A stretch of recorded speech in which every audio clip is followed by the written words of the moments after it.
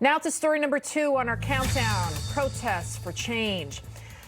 Iran's president declaring that they are in a full-fledged war against the U.S., Israel, and all of Europe. And Iran's people are flooding the streets. You can hear them there protesting against their government. Overnight, the United States carried out a special military operation, meantime, in Venezuela, ending Maduro's reign of terror there. So now the question is, will the United States intervene in Iran?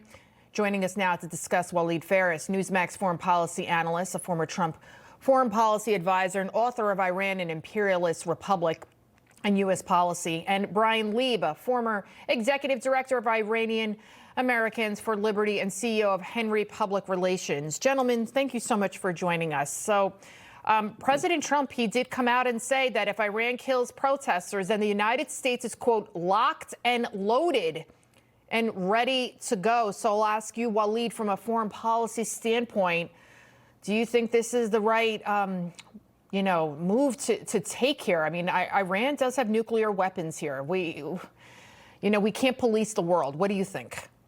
Oh, absolutely. We can't police the world. Therefore, we need to end these wars. And the way to end these wars is to end those forces that are in a state of war all over the Middle East, like 6 wars.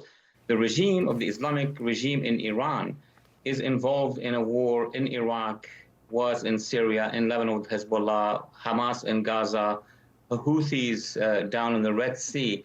So dealing with that regime is very important to end the war and therefore not to have ourselves policing right and left.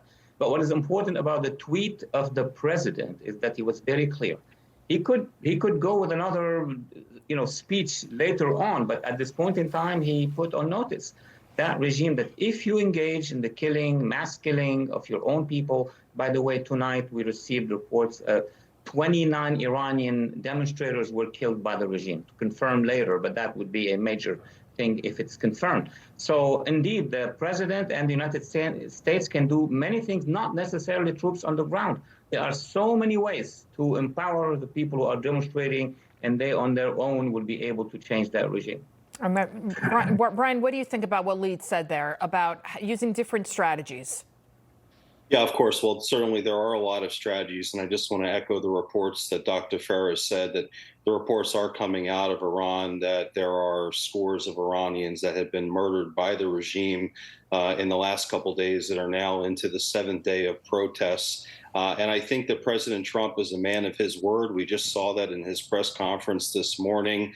He is not a president that plays games. And the leader of the Islamic Republic of Iran right now is playing games. He's taunting President Trump. He sent out a tweet this morning indirectly taunting President Trump. So I think he's going to find out very quickly that taunting the leader of the free world, President Trump, is not the right move to make. And listen, I don't think that we should be in the business of regime change, but we should, as the leader, the country that leads the free world, should be in the business of protecting people that cannot protect themselves, that are being brutally oppressed by their regimes. First, it was Venezuela.